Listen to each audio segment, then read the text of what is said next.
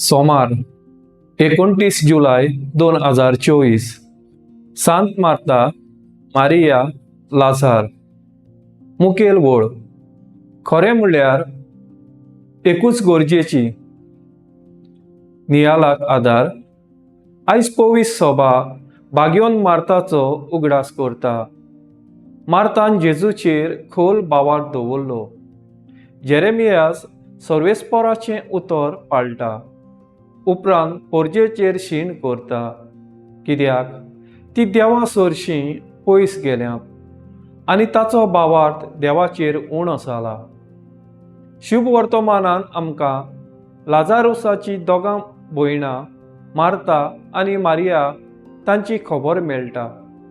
ती जेजूची लागशिल्लीं इश्टां आसलीं। मार्ता घराच्या राटावळीन भारी हारपीत आसलें। तिणें आपलें जिवीत पावण्याची पोरामूस करूंक तांकां बरें जेवण तयार करूंक वावुरतालें।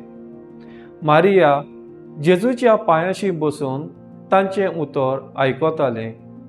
जेजूक अदीक गरजेचें आसलें आपल्याक वेळ दिवंक, आपलें निराशीपण आनी आडकोळी कोणे तरी आयकूंक आनी आपल्या जिवाक समाधान दिवंक, कित्याक जेजू जेरुजालेमाच्या वाटेक आसलो। थंय वचप म्हणल्यार ताका एक व्हड आव्हान आसलें।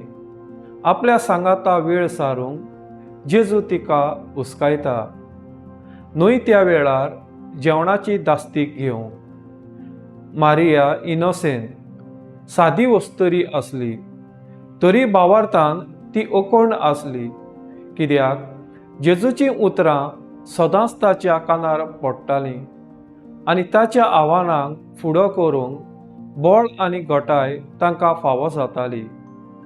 कांय फावट आमच्याय जिवितांत कश्ट त्रास येतात तेन्ना भावार्थ आमकां वाट दाखयता। दर काळोखी कुपां फाटल्यान सुर्या चकचकता म्हूण मानून घेवंक भरवश्यान जिवुया।